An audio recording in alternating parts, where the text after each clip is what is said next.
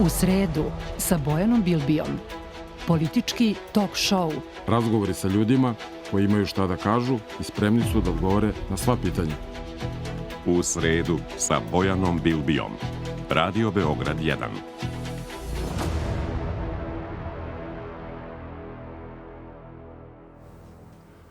Dobar dan. Dobrodošli u sredu sa Bojanom Bilbijom. Vaš i moj gost, Ivica Dačić, predsjednik Socijalističke partije Srbije, potpredsjednik Vlade Srbije i ministar unutrašnjih poslova. Dobar dan, dobrodošli. Dobar dan, posebno me raduje što sam gost na radiju.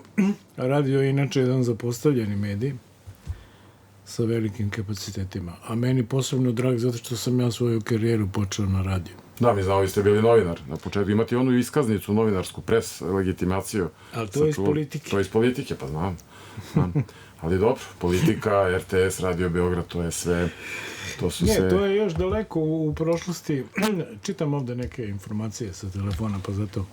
Pošto ja sam sad ministar policije, pa onda stalno dobijam informacije, pa onda moram... Viš da ste vi stalno ministar policije? Nisam. Pa ovi mladi ljudi što sad prvi put će glasaju, pa oni vas znaju jedino kao ministra. Pa dobro, ali ne, bio sam 8 godina ministar spoljnih poslova. Jeste, i vi ste zaslužni za 20 i više povučenih priznanja. Vi, naravno, u tom timu sa predsjednikom Vučićem. Pa jeste, pa to je... U vaše vreme se to dešavalo. Ajde sada da počnemo od radija, zato što kad sam bio mali, tako kažem, kad sam bio u srednjoj školi, ja sam bio... Tad je bilo usmereno obrazovanje, ja sam malo stariji i tad je bilo usmereno obrazovanje i bio je smer, bila je kultura i informisanje, to su bilo 3. i 4. godina srednje škole, a smer novinar. I ja sam to u gimnaziji Stevan Sremac u Nišu pohađao i onda smo imali praksu i ja sam stalno radio na Radio Nišu, bilo je taj neka omladinska emisija i eto, to je bilo koliko sam imao godina, 16, 17, 18 godina i mi smo se uključivali tada u emisiju drugog programa Radio Beograda, ne mogu setim kako se zvalo, da li niko kao ja ili tako nešto. I bila je Majda Pec. Vidite, sad je čuvena Majda Pec Šimunec.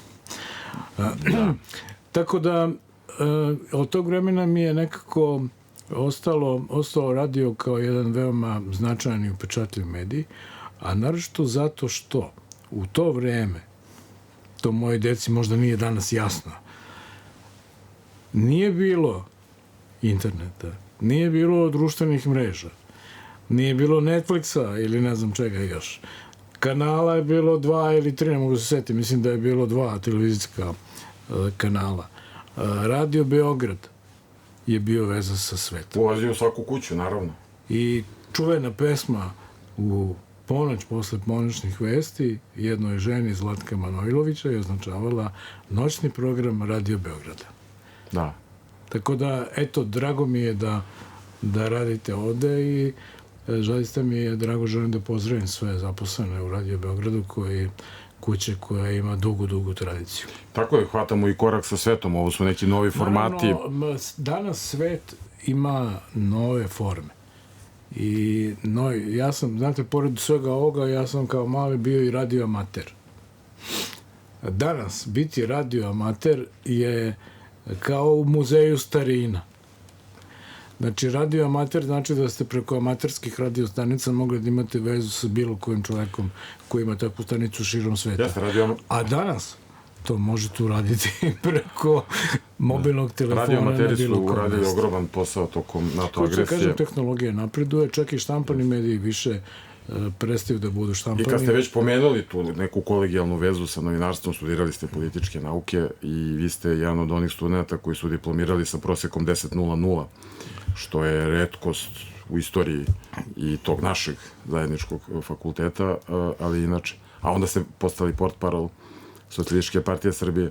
Ja sam bio u dilemi tada, ja sam bio i novinar i generalno pisao sam, Milomir Marić mi je bio urednik u Dugi, u RTS-u sam, pošto sam osvajao zajedno sa još nekim mojim kolegama te novinarske nagrade na našem fakultetu, sećate se, Borivoj Mirković, pa je bila ideja da se zaposlimo na RTS-u, da radimo tu, ali sam onda ušao u politiku i to mi je više bilo nespojivo. Onda sam postao portparol. Vratit ćemo se na SPS i na sva ta vremena, ali... Davne 92. godine. Ste ušli u politiku? Ne, postao portparol. Da. U politiku sam ušao 89. godine. Vratit ćemo se na to obavezno, ali treba bih spitam ono što je aktualno i što je, nažalost, i potreslo, ajde da kažem, celu Srbiju ili veći deo Srbije, a to je smrt policijskog službenika Vasilija Lalovića iz Priboja, koji je digao ruku na sebe zato što je oklevetan, zato što nije mogao da izdrži taj pritisak. Mala sredina, mali grad, a ogroman se pritisak njega stvorio, da je on bio među nekakvim policajcima, batinašima, koji su tukli decu u Valjevu. Ja vas molim da unesete malo tu jasnoće neke, da razjasnimo te stvari. Znate, policijski službenici su izneli veliki teret svih ovih blokada i demonstracija u proteklih godinu i po dana. I obavljajući svoj posao, oni su se veoma često nalazili na meti raznih društvenih mreža, napada, bilo da je reč o organizovanim preko nekih političkih stranaka, bilo da je reč o blokadarskom pokretu, bilo da je reč o nekim pojedincima neodgovornim, jer danas na društvenim mrežama vi možete da pročitate svakakve izjave. Evo i povodom tog, pošto sam ja to na Instagramu objavio, 450.000 ljudi je videlo moju objavu na Instagramu, ali među tih 450.000 ljudi bilo je i 20-30 takvih grozomornih izjava, da je prosto se onda čovjek pita, i u mnogim zemljama na svetu se to zaista i postavlja pitanje, koliko ta vrsta anonimnosti i nedostupnosti informacija koje je u pitanju dozvoljava da neko vrši dehumanizaciju i napad na ljude. Upravo to se i desilo u ovom slučaju, da je objavljena su imena to je lažna informacija da su neki od tih ljudi bili na službi u Valjevu. Želim da kažem da policija ima svoje interventne snage. Te interventne snage interventna jedinica, ona se nalazi, delovi se nalaze pri svakoj policijskoj upravi i policijskoj stanici, i oni u slučaju potrebe se mogu upućivati na mesta gde je potrebno da budu prisutni. Ali je lažno objavljeno njegovo ime, da je on bio taj, da je on učestvovao u događajima u Valjevu. On niti je bio tamo, niti je bio na službi. On je čak i tužio, zajedno sa grupom policijskih službenika, tužili su neke ljude koji su to objavljivali, ali očito da je teret bio pretežak i da on nije mogao to da izdrži. Ostavio je sa sobom 3 dece, ja mislim da ima 3 sina, suprugu, i to je zaista jedan... Reče o mladom čoveku i mali deci. Ja mislim da on ima 33 godine, tako nešto. Deca su mala i to je zaista jedna tragedija, i ja zaista apelujem na sve. Mada teško je apelovati. Evo danas kad sam dolazio sada, čitam neke izjave koje dolaze od ove jedne tužiteljke koja je izvređala predsjednika Vučića na najprostiji mogući, najprizemniji način, govoreći o porodici, i to izreču osobe koje sa imenom i prezimenom, koje apeluju, koje imaju ambicije da budu neki politički faktori u ovoj zemlji. I onda kad imate jednu takvu vrstu dehumanizacije, onda sve što se preduzima protiv tih ljudi na neki način dobije legitimaciju i legitimizaciju. Tako da ja zaista izražavam najdublje saučešće porodici preminulog policajca, ali želim i da pozovem i policijske sindikate i sve druge da stanu, i celo društvo da stane u zaštitu policijskih službenika koji obavljaju svoj posao. Ne pričam ja sada o onima koji prekoračuju. Ako ima neko ko prekoračuje svoje ovlašćenja, on treba da odgovara i odgovaraće. Ali oni koji brane ovu državu, koji štite ovu državu, nema jake vojske, nema jake Srbije bez jake vojske i policije. I zato to treba da bude jedna negativna pouka, nažalost, iz svih tih događaja. Vi ste zaista već, kažem, i dugo na čelu MUP-a, mislim oko 10 godina kada se sve zajedno sabere. Nisam 10 godina, bio sam, ovo mi je 8. 9. godina. Da. Zato što sam bio u više mandata, bio sam od 2008. do 2014. pa onda od 2024. do sada.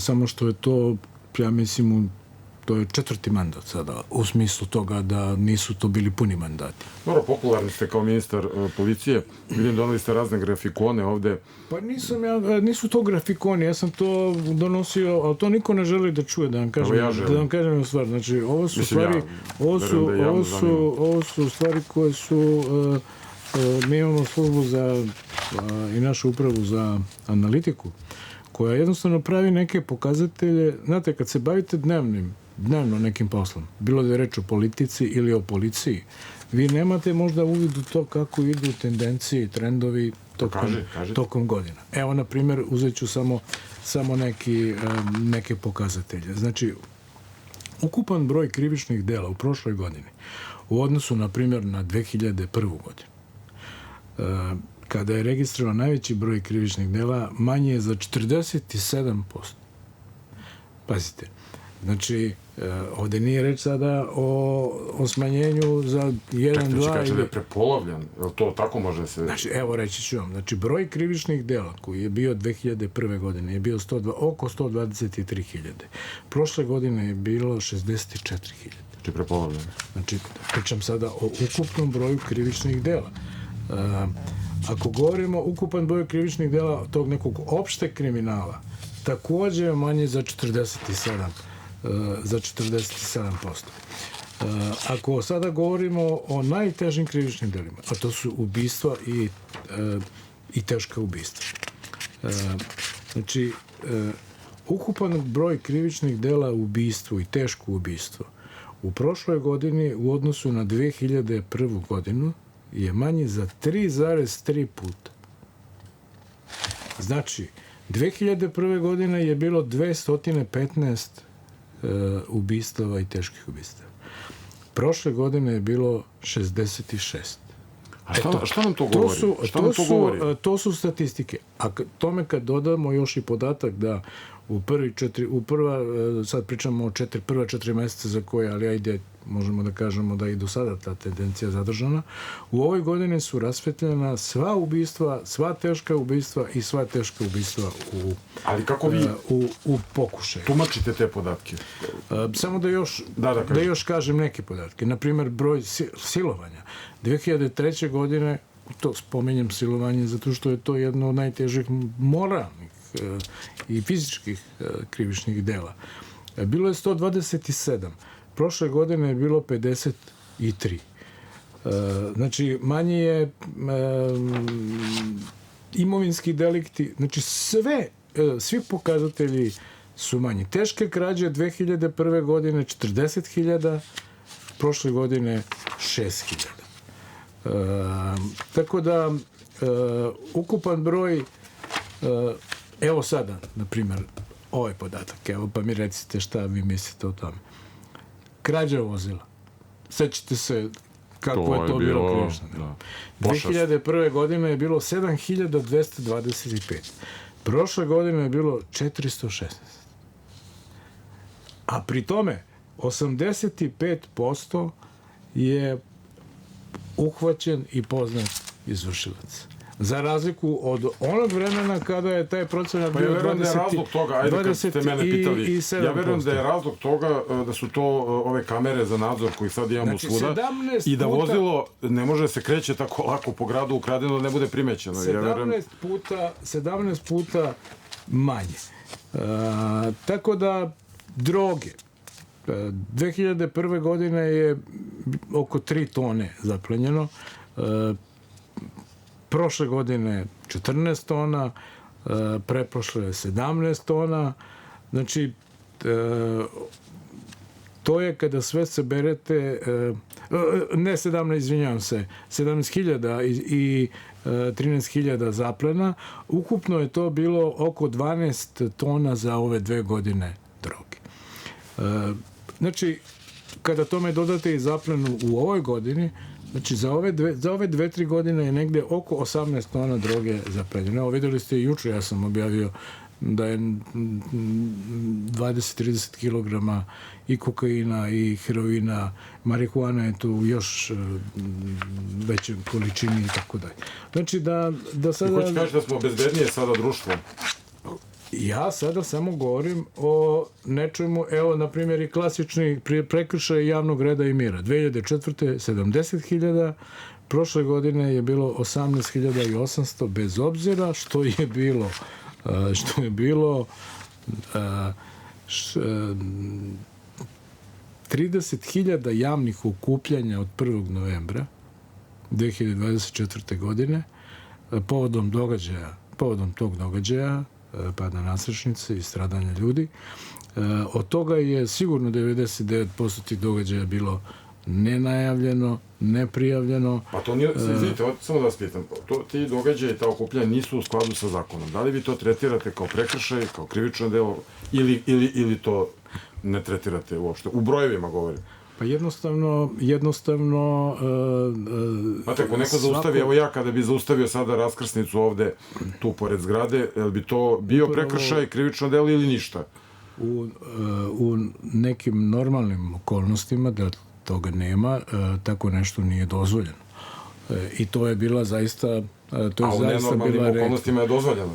Ne, nije dozvoljeno, ali je upravo da ne bismo izazivali sukobe i tako je jednostavno, pošto većina tih skupova nije bila prijavljena, ali se nije išlo na rasterivanje učesnika skupova, tako da je policija zaista pokazala jedno visok nivo tolerancije sve dok nisu počeli napadi na policiju, na predstavnike drugih političkih stranaka, prostorije, zgrade državne i tako dalje. A da li ste evidentirali svako od tih okupljanja, sva lica koja su učestvovala, da li za svako postoji trag, dakle pisani trag o svakom od tih okupljanja? Kako da ne, podnete su, ja sad ne mogu... Ja pitam da li za svako to okupljanje neprijavljeno postoji trag? Za svako okupljanje postoji, negde je, međutim, znate kako, kada već govorimo o tome, nije policija ta koja odlučuje, koja kvalifikuje delo, policija prikuplja podatke i daje tužilaštvo je to koje vrši konačnu kvalifikaciju svega toga. Procesuirano je 3172 lica, od toga 623 krivično i 2549 prekršaja. I podneto je 976 izveštaja nadležnim tužilaštvima. Tako da, eto, to je... Koliko je policajaca bilo povređeno tokom svih tih 30.000 događaja? Povređeno je 326 policijskih službenika. A teže, ili imate tu neku statistiku koliko je njih teže povređeno? Ili teško? Znamo da su lomljene policajcima ruke, noge, oči. Nekoliko desetina je sa teškim telesnim povredama, ostale su se kvalifikovale kao lake. Ali to onda jesu krivična dela? Apsolutno. To su, svaki napad na službeno lice je krivično delo. Sad mi razumemo. Sad, koliko je najviše napad, 94 lica, 94 krivične prijave su podnete za napad na službeno lice u vršenju službene dužnosti. Čekajte, i sada da ste vi ministar policije, recimo u Americi ili u Engleskoj ili u Nemačkoj, i da neko napadne tako brutalno na policijske službenike, da mu polomi nogu, glavu, šta tamo, pošto znate, to su vaše kolege, razmenjujete iskustva, kako oni reaguju u takvim situacijama? Znate šta, da vam kažem jednu stvar, postoji ogromna razlika između naših razgovora koje vodimo između policija i razgovora koji se vode, na primjer, na nekom političkom nivou sa predstavnicima stranih država. Šta kaže struka? Znači, kad je reč o policiji, sve policije u svetu su nijedna od policija nikad nam nije dala nijednu primedbu što se tiče našeg postupanja. Čak njihovo postupanje je mnogo oštrije nego što je to u našoj zemlji. To praktično oni bi koristili sva sredstva. Mi, na primjer, nismo koristili, bez obzira što nas napadaju. Neću sad da govorimo o zvučnom topu, što to je čista laž, nego govorim ni o vodenom topu. Znači, ni to nije korišćeno. Tako da, to bi sigurno bilo korišćeno u gotovo svakoj policiji u svetu. Vodeni topovi. Vodeni topovi, da. Čekajte, ali kad ste pomenuli zvučni top, vi takođe se sada, osim što ste demantovali mnogo puta da je korišćen. Pa ja sam to čak i vodio novinare da to vide. Znate u čemu je tu stvar? To ljudi kada vi kažete zvučni top, to ljudi misle da je to zaista nešto što liči na top ili nešto što ispaljuje, nešto što može da povredi nekoga. Ovde je reč o uređajima koji su, na primjer, Englezi koristili. Ja sećam da su se oni meni hvalili 2012. godine kad sam bio na olimpijadi u Londonu, da su to kupili, i to je američki proizvođač i on u preko 100 zemalja u svetu koristi te uređaje, to su radovi. Mislite koristi, primenjuje u praksi ili na stanju? Ima ih na stanju, a da li ih i kako primenjuju, različita je vrsta primene. Znate, to su uređaji koji imaju dva moda, kao vi ovde koji kad imate ovu dugmad, pa imate jedan mod ili drugi mod.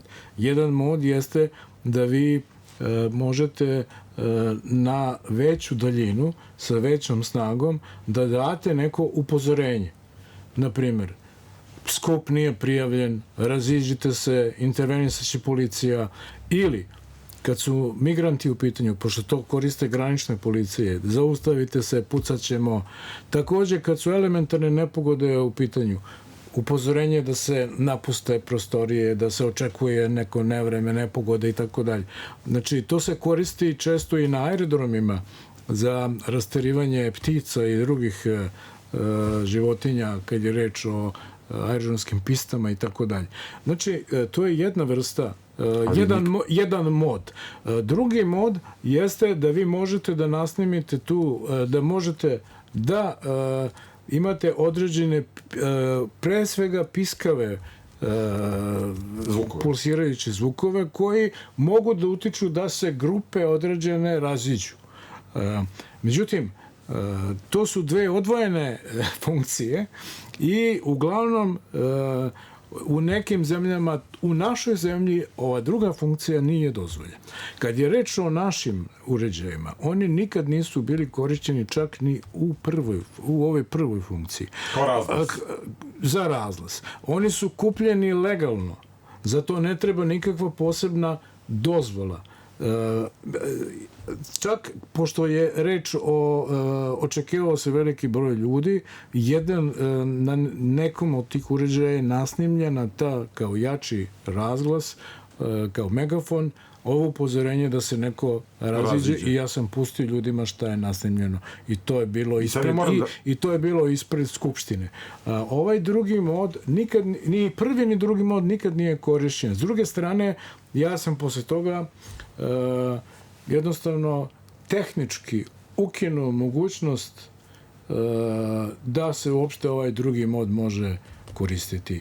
Ti uređaji, mi smo spremni da ih prodamo, oni su nabavljeni pre više godina, ali praktično, pošto zakon nije promenjen, zakon nije dozvolio upotrebu tih uređaja, oni se apsolutno ne primenjuju. Znači, efekti, čak je proizvođač rekao, gledajući neke snimke koje su mu dostavili, da to, o čemu neko ovde govori da je zvučni top rad, da to ne može da bude izazvano upotrebom ovog uređaja. Prema tome, to je čista laž da je upotrebljen bilo kako... Ali koji god da je mod korišćen, da je korišćen uopšte, to bi se čulo Ne postoji ni jedan snimak da se bilo šta čuje. Pa ovde je, da vam A bilo je kažem... hiljade mobilnih da vam telefona koji su snimali. Kad je reč o zvučnom topu, on kad je reč Postoji zvučni top koji se ne čuje. On može da... Zvuči to bez on se zvuka, ali čuje. postoji takav? Pa, to koji deluje bez su zvuka. očigledno neki drugi uređaji i ne spada u ovu kategoriju o čemu ja govorim. Tako da mi niti imamo te uređaje, niti posjedujemo, niti je bilo razloga da bilo šta koristimo. S druge strane, zna se kako to deluje. Da ne ulazimo u tu temu. Mnogo široka tema. Nikakvih, znači, postoje, ali ti uređaji se koriste u svetu. Znači, evo, neka samo neko neka uđe samo na internet. Neka pogledaju gde su korišćeni zvučni topovi. Pa će dobro da vidi da gotovo u svakoj zemlji. Pa Zvezdini navijači kad su sad bili u Poljskoj, kad su igrali, ja mislim da je Zvezda prošle godine, kad je, ne znam za koga navijate vi. Za Crvenu zvezdu, razliku od vas. Tako je, pošto ja ne pratim baš možda detaljno to, igrali ste negde u Poljskoj. Jeste. Radovi su bili postavljeni duž trase gde su se kretali navijači.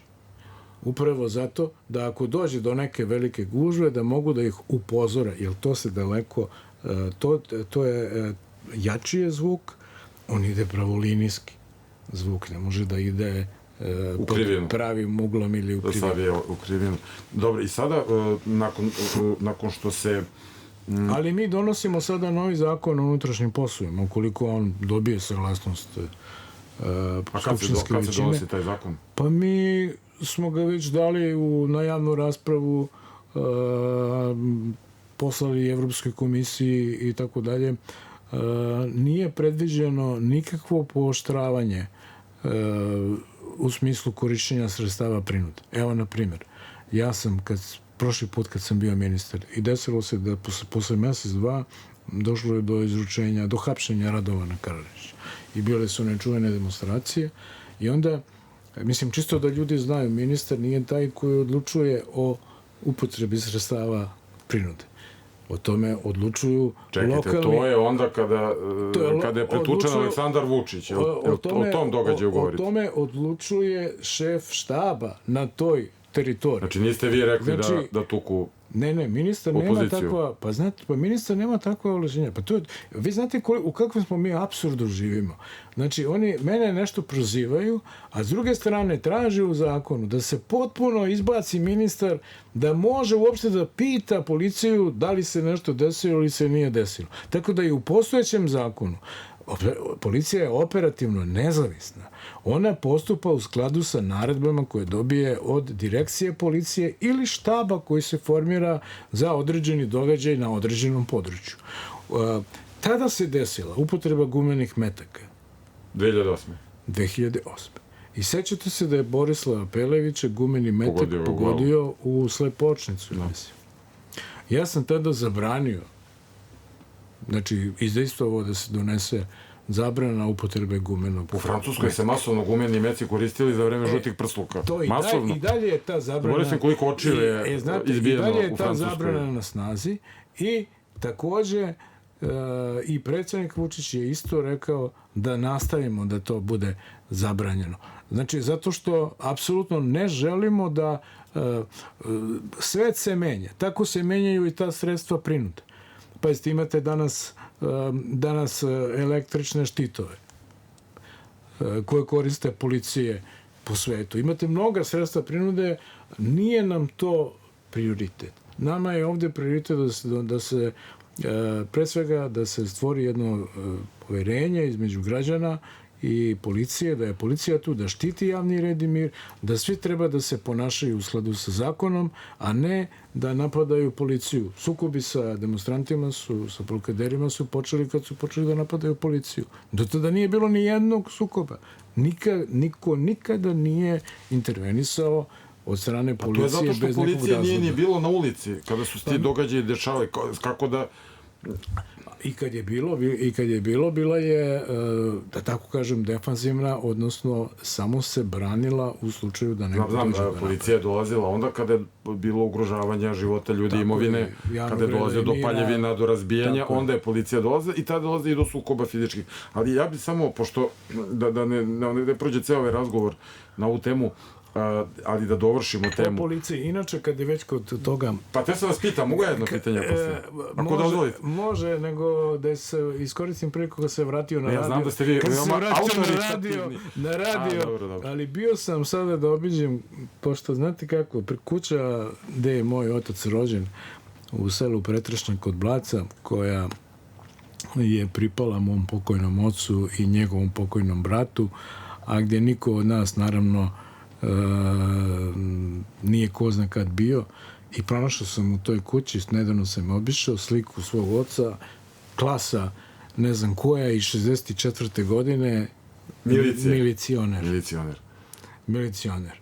E sad, pazite, kakav je autoritet tada imala milicija? Ako se ja dobro sećam, vaš otac se zvao Desimir. Desimir, jeste. Pamćim je, još služi. Znači, hoću da kažem da je, ja jesam neko u nekoj porodična neka tradicija, ali moja majka, kad je čula da ću ja da budem ministar policije, ona je plakala.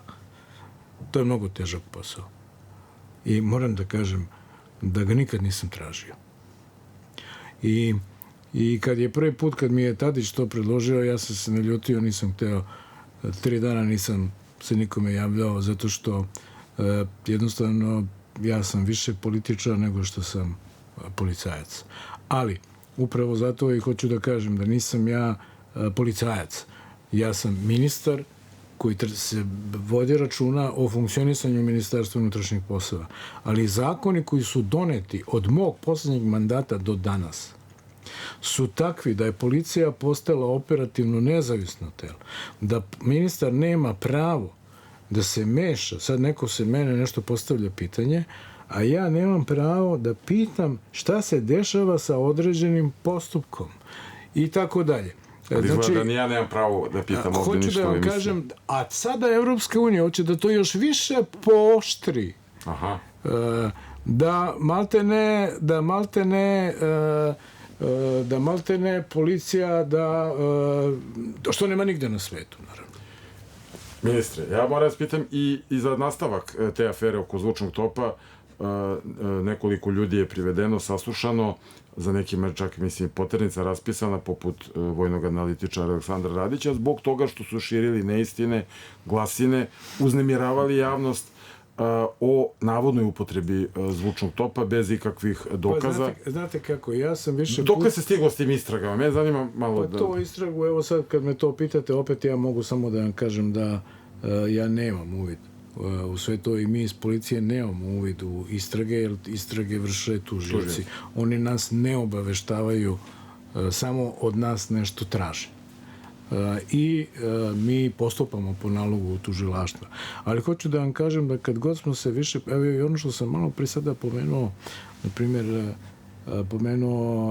ovu tužiteljku što je izvređala na najbrutalniji način predsjednika, pričala o njegovoj porodici, poreklu, ocu, majci, deci i tako dalje. Što je najsramotnije. To je valjda elita naša intelektualna. Ali šta hoću da vam kažem? Ja sam više puta, čak sam jednom za sebe pitao tužilaštvo, ovo naše pitao tužilaštvo, mogu li ja, napravili su veštačka inteligencija, ne znam, napravili su snimak gde ja ljubim neku devojku. Veštačka inteligencija. S kojom sam se pozdravio prilikom nekog stranačkog skupa. Sad pazite, to je benigno u odnosu na ovo što je, na primjer, sad pričamo o predsjedniku Vučiću. Ali sve što sam ikada pitao, kad me neko vređao, kad me neko napadao i sve to, uvek je odgovor bio možete da tužite po privatnoj tužbi. Tako da... Da li znate? Ili ne znam, da li je farba, da li je gađanje jajetom policijskog službenika prekršaj, krivično delo ili nije ništa. Ja sam vas to na početku pitao, kako vi to kvalifikujete ili kaže prskao ga vodom. Prskao ga vodom, kaže to je ništa. Kako ništa? Mi ga ne kvalifikujemo. Ako ga prska iz one... Mi ga ne kvalifikujemo, tužilac ga kvalifikuje. I u tome jeste stvar. Što ga ne kvalifikuje. I sada je to mešanje u njihov... Da li se farba kojom se baci na policajca skida ili se ne skida. I da li će mu prsne u oči, ali da li znate, da li vi znate da se po tome primenjuje, onda on kaže, tužilac onda kaže to nije krivično delo. Da li vi znate, da li vam je poznato gde se nalazi to lice za kojim je raspisana potraga, taj vojni analitičar, gde se on sada nalazio? Kažu, napustio je Srbiju. Pa Da li znamo gde je? ne znam gde je. Nemam takve A informacije. nije u Srbiji? Nije u Srbiji, pa to su svi videli da je on napustio Srbiju, ali očigledno da postoje neke zemlje koje su postale utočište za one koje prekrše zakon u Srbiji. Pa mi znamo da je ova grupa koja je optužena za pokušaj rušenja ustavnog poretka, grupa Mile Pajić iz Novog Sada, da je ona prebegla u Hrvatsku i tamo ima neku zaštitu. Da li je ovde taj slučaj ili... Ne znam gde se nalazi, ne mogu da dajem pogrešno. Ne bih hteo da dam neku pogrešnu informaciju. Ali je čudno da ljudi napuštaju tako zemlju kada treba da odgovore neka pitanja. Ali znate kako, kada su takve stvari u pitanju, posle određenog vremena, što takođe nema veze sa MUP-om, sa policijom, sud raspisuje poternice. Tako da vidjet ćemo kako će se u nekim stvarima, vidite da se ovde zloupotrebljava sad, na primjer, to, negde sam to pročitao, Interpol nije hteo ovo, ono i tako dalje. Znate, postoje dela za koje Interpol ne jednostavno ne smatra ih linijom svoga rada. Jasno. Dobro, sad, A to su ta dela koja mogu da kaže da je reč o političkom poretku, rušenju ustavnog poretka i tako dalje. Dobro. Da pređemo malo sa ovih MUP-ovskih tema, da kažem policijskih, malo i na političke. Pre svega 36 godina Socijalističke partije Srbije, od toga ste vi, ja mislim, od 89. je li tako? Ste u politici, dakle vi ste osnivač, jedan među osnivačima, među onima koji su od prvog dana praktično u SPS-u, ali sada u decembru, od tih 36 godina, sad u decembru se navrša 20 godina kako ste vi predsednik Socijalističke partije Srbije, što znači da ste vi više od polovine trajanja partije njen predsednik i, koliko, ako ja dobro računam, duže, Slobodan Milošević 16 godina, vi 20 godina. Dakle, u martu smo imali i 20 godina od njegove smrti. Ajde, ako možete sumirate malo i taj vaš učinak i uopšte Socijalistička partija Srbije je najstarija partija od ovih, da kažem, od obnovljenog višepartizma. Sama ta rečenica koju ste upotrebili da sam ja od 89. godine govori da sam ja u stvari bio pre osnivanja Socijalističke partije Srbije, što u stvari govori o tome da je Socijalistička partija Srbije, ona jeste formalno osnovana 90. godine, time što su spojeni, ovi mlađi to i ne znaju, Socijalistički savez radnog naroda i Savez komunista. Ali naš istorijsko-pravni kontinuitet ide daleko pre toga. Znači, ja sam pre toga bio član Saveza komunista.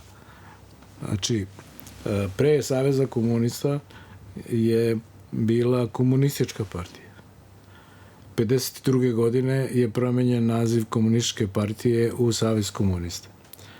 A komunistička partija je nastala 20. godine iz Socijalističke radničke partije u zagradi komunista, koja je formirana 1919. koja je nastala iz socijaldemokratske stranke Dragiše Lapčevića i Dimitrija Tucovića od 1903. Znači, ako bi sada neko hteo da piše monografiju, on bi morao da počne od 1903. godine. Znači, to je kontinuiran niz. To je političko... Neprekinut niz. Tako je. Znači, pravno, političko niz, iz jedna stranke nastaje druga, treća, znači sve sa pravnim kontinuitetom.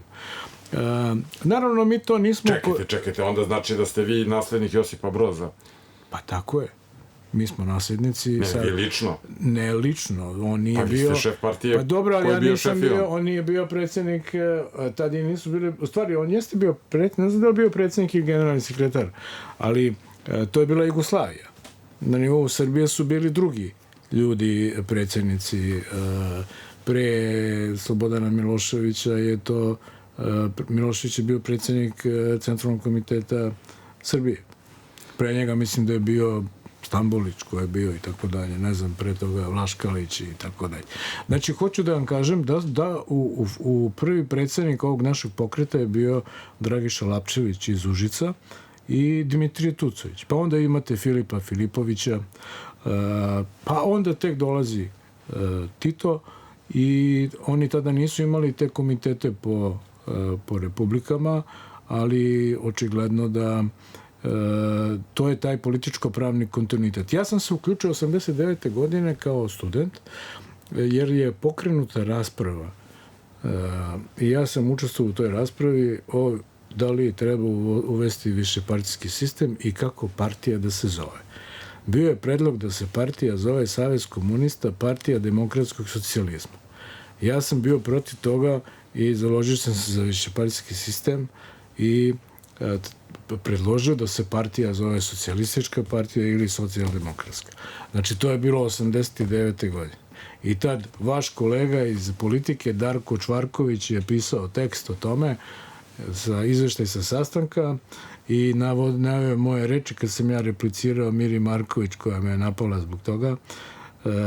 Ona se stalno napadala. Rekao sam da neka mi oproste, ali stari Grci su na svaki dan promene godišnjeg doba žrtvovali po 100 volova i od tada su volovi najveći protivnici svih promena. Bio sam mlad. Ali, već, znači, 90. godine, znači, većina je bila protiv stvaranja te neke nove stranke. Ali pošto je Milošević bio pametan čovjek, on je sam to prelomio. I onda, da bi se predstavili kao novi, mi zato slavimo SPS od 90. godine. Da. A inače u kontinuitetu, znate, sad neko kaže mi postojimo od 90. slavimo 36 godina, a onda se javi neki tamo iz moj član i kaže, pa ja sam član već 45 godina. Pa čekaj, kako si član 45 godina ako smo mi formirani pre 36 godina? Znači, taj neki kontinuitet postoji. E sad, vremena su se menjala. Izvorni principi, oni uvek jesu isti, ali oni nisu mogli da se ostvaruju. Mi nismo živjeli u vremenu u kojem teče med i mleko, pa da sad vi možete da idete po vašim tačkama programa i da ostvarujete tačke tog programa. Mi smo živjeli u vremenu, kako bi to Churchill rekao, krvi, znoja i suza. Vremenu raspada blokovske podele sveta, kada nestaje Sovjetski savez, kada dominira jedan blok, i to zapadni, kapitalistički. Kada Nemačka i Austrija priznaju odcepljenje Slovenije i Hrvatske. Kada naš narod počinje da se buni. Kad je trebalo da odlučujete hoće li Srbija da podrži Srbe u Republici Srpskoj i u Ukrajini ili će kao Jelcin da prihvati sve. Jer Rusi i Srbi imaju istu sudbinu. Trećina Rusa je ostala da živi van Rusije, kao i trećina Srba. Zato što granice u socijalizmu nisu bile nacionalno crtane, nego su bile kao granice spajanja, a ne razdvajanja. Znači, zbog toga su nam uvedene sankcije. Da je Milošević to prihvatio, da nema pomoći Srbima van Srbije, pa on bi bio svetski lider. On bi bio prihvaćen, ali on je odabrao teži put. A u ostalom, koji bi to srpski, možda, mislim sad ja neću da kažem da ne postoji takav čovjek, ali prosto ne mogu da verujem da bi postoje, da može da postoji neki predsjednik Srbije koji bi prihvatio nezavisnost Kosova, koji bi prihvatio da se vrši genocid nad Srbima u Republici Srpskoj. Upoređujemo često sa knezom Lazarom, na neki način, u tim metaforama nekim. Vi ste pomenuli godišnjice. Tako sada se, osim toga, ajde sada, on je umro 2006. Mi smo bili časni prema njemu. Zašto? Zato što, iako je on bio u Hagu, on je ostao predsjednik stranke sve do svoje smrti. Vi ste rekli, hvala prošlosti, ali mi idemo dalje. Tada ste tako rekli. Tako je. Hvala prošlosti, ali mi moramo da idemo dalje. Su se vremena promenila. Izvorni principi su tada bili očuvanje Jugoslavije. Jugoslavije više nema. Društvene svojine više nema. Osnova socijalističkih partija jeste javna svojina. Ali mi danas živimo u vreme kapitalizma, mi ne živimo više u vreme socijalizma. Tako da reforma partija je podrazumevala i reformu partijskog programa, ali prošlo je zaista 20 godina od smrti Miloševića i dalje po meni nerazjašnjene smrti, zbog kako je umro, zašto je umro. Većina izveštaja govori o tome da je umro zbog zbog pogrešnih lekova koji su mu davali. Da li je to namerno ili slučajno? Ostaje ta dilema. 25 godina od njegovog nelegalnog izručenja, kažem nelegalnog, on je izručen, ljudi, glasanjem na sednici vlade. On nije izručen na osnovu pravnih instrumenta. I to na Vidovdan. I to na Vidovdan. Na jedan od najvećih i najtežih srpskih praznika.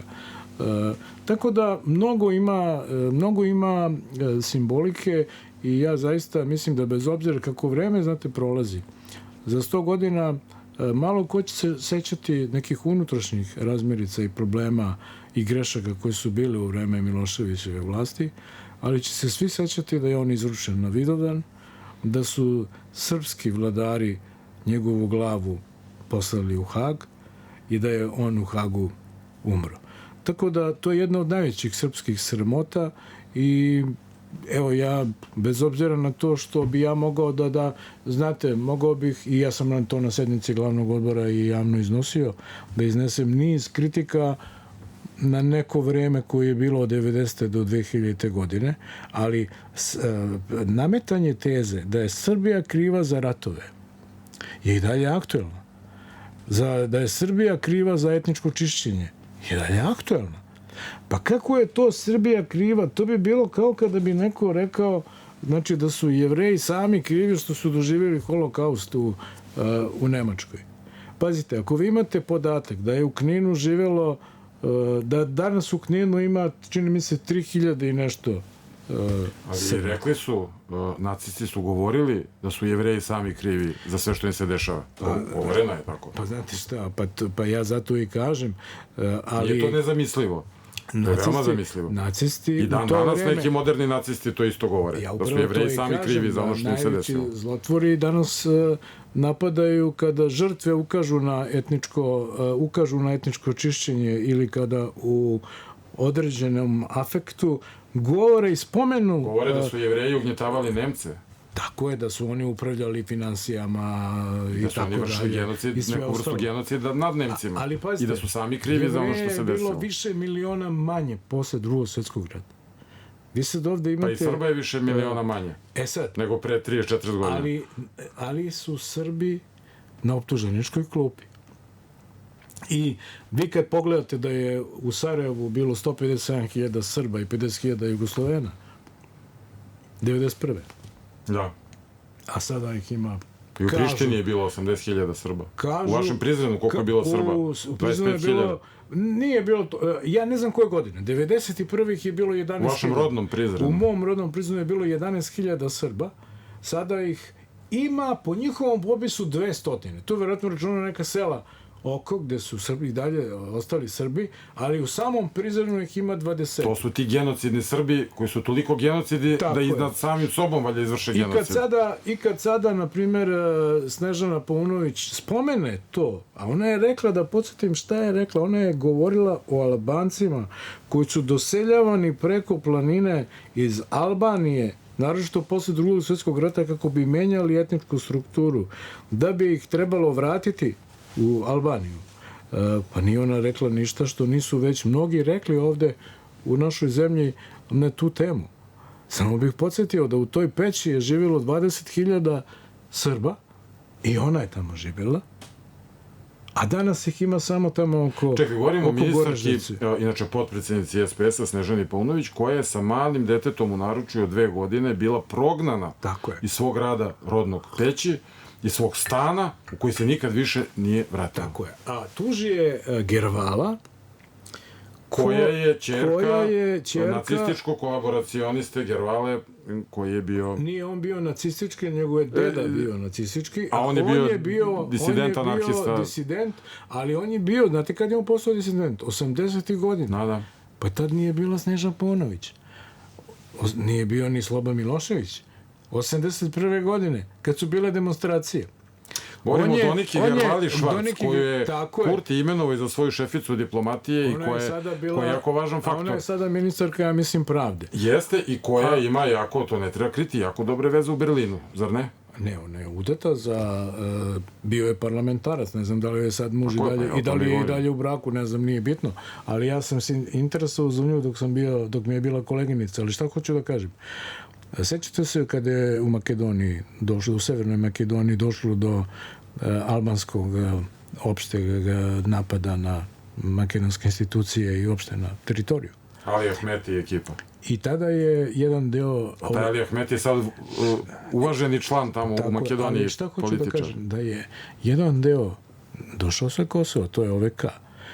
Oni su sahranjeni na Kosovu uz najveće počasti, a upravo je komemoracija održana u Domu kulture koji se zove po njenom ocu.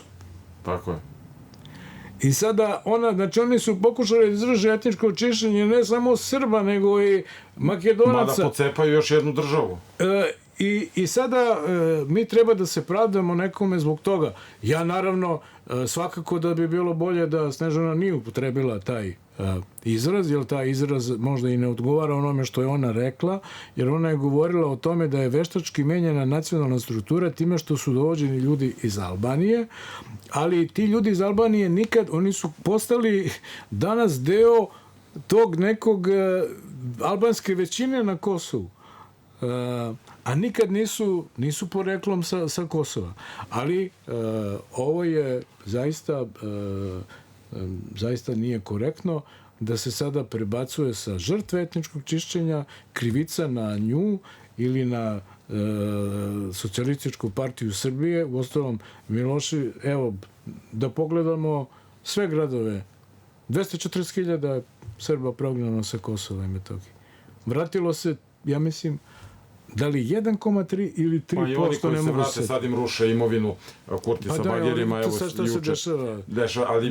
Ali mi znamo da posle 99. godine da sve zulume koje su Albanci vršili nad Srbima preostalim, da je taj strani faktor uvek govorio, pa morate imati razumevanja, oni su sami sebe tako tešili, kaže, moramo imati razumevanje, ipak su nad njima Srbi vršili zločine, pa oni valjda sad imaju pravo da vrše oni zločine, jer su bile žrtve srpskih zločina. To je jedna ta relativizacija, pravdanje zločina, ali kada Snežana Paunović da tu izjavu nespretnu kakvu je dala, onda ona nema pravo.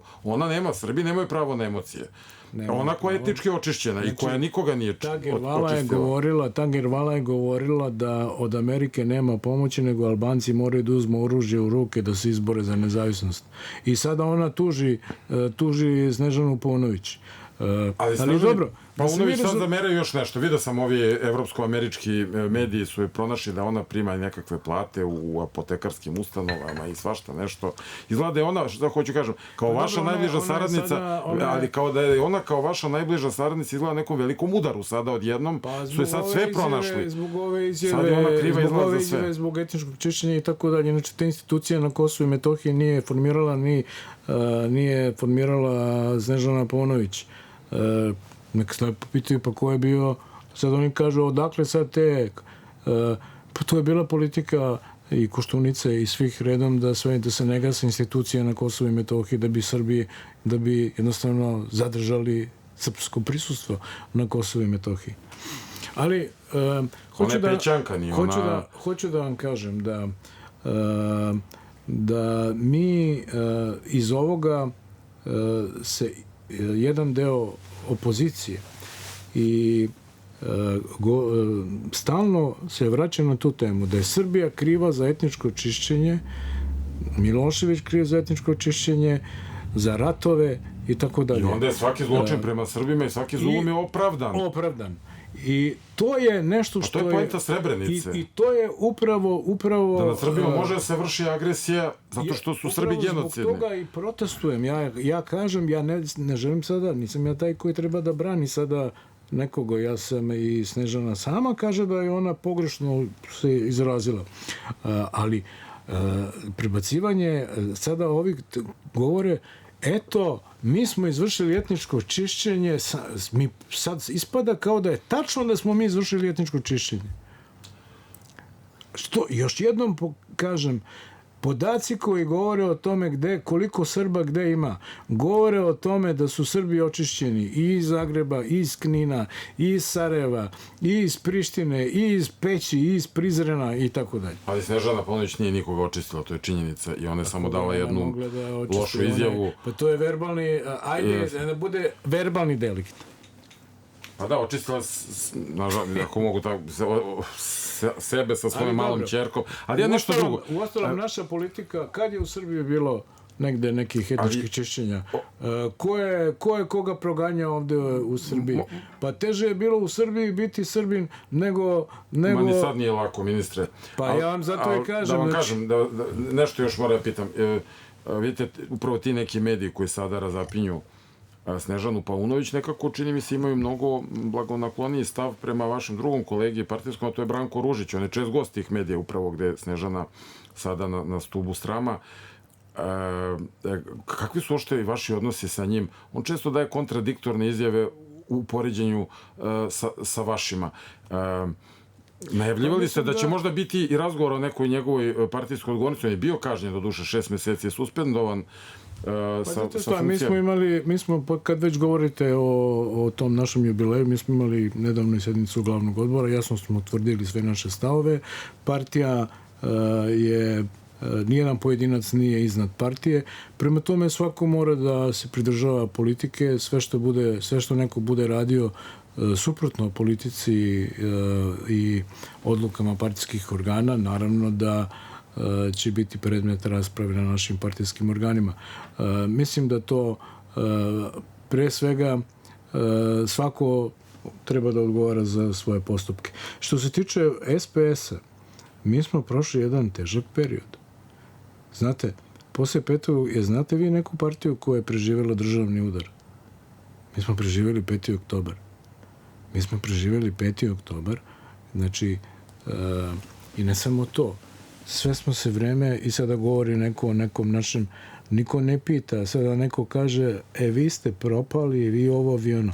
Pa čekaj, ako smo mi propali, pa što se interesujete za nas onda? Pa čekaj, što se neko ne interesuje za neke druge partije koje nisu propale? Evo što ne pitaju gde su neke druge partije. Neke su propale i bez državnog udara. Pogledajte sad, ajde sad i da čak kažem i ova CRTA što je objavila ovo smešno istraživanje javnog mnjenja, pa nije ni ona mogla da nas zaobiđe, pa je rekla da imamo 3,8. Da ste jedini koji prelaze cenzus. A gde su ovi što ne prelaze cenzus? Pa niko ih ne spomenu. Pa onda gde je naš identitet? A gde je njihov identitet? Prema tome, mi smo crveni. Mi znamo šta smo. Mi imamo svoju politiku. Mi smo nezavisan politički subjekt. Ja isto to i sada kažem. Mi se spremamo za izbore. Mi smo na izborima, kao što znate, uvek učestvovali samostalno sa svojom koalicijom. Čini mi se da imate otvoren poziv. Ili bi mogao da usledi poziv od predsjednika Vučića za... Pa nisam, znate šta, oni nikad nisu imali takav predlog za nas i mi nikad nismo ni razgovarali na tu temu. Ali da li bi bilo... Mi smo, samo da budem jasan i precizan, mi smo doneli odluku da svi naši, mi smo spremni za parlamentarne i predsjedničke izbore. Kad kažem parlamentarne i predsjedničke, ne znamo kada će biti, ni da li će biti zajedno, ni u koje vreme, ali mi kao, ukoliko budemo išli odvojeno, mi naravno spremamo svoje kandidate i spremni smo za te izbore. Siguran sam da ćemo postići bolje rezultate nego na prošlim izborima. Ono što je bitno, mi smo državotvorna stranka. Mi nikad ne stavljamo partijske interese iznad državnih. Mi smo zadovoljni, odnosno onim što smo postigli. Ja mislim da je ovo najduža koalicija koja postoji. Nisam merio, ne znam da li je tako ili ne u Evropi, ali 14 godina smo u koaliciji. Mi nismo imali sukobe oko najvažnijih državnih i nacionalnih tema, ali mi smo različiti politički subjekti. Mi imamo svoje, mi smo crveni, nismo ni crni, ni plavi, ni pleni, ni žuti, ni ljubičasti, ni ružičasti, ni bilo kakvi. Mi smo jednostavno, imamo svoju politiku, državotvornu s jedne strane, a s druge strane socijalističku. Da bismo mogli više da utičemo, treba nam jaka socijalistička partija Srbije, treba nam jak Dačić. Da bismo mogli da imamo, da utičemo na političku scenu u Srbiji. I zato želim da pozovem sve koji su nekada glasali za SPS, koji vole Miloševića, koji vole Tita, koji vole tu tradiciju, da shvate da je, ukoliko želite dobro našoj partiji, našem identitetu, da je ovo prilika na ovim izborima da glasaju za našu listu. Naravno, sa koalicionim partnerima imamo dobre odnose. Mi nismo razgovarali na temu zajedničkih, na temu izbora. Kao što znate, ja sam Vučiću i rekao kad me zvao za izbore na razgovore, ako si me zvao zbog izbora, nije trebalo da me zoveš uopšte.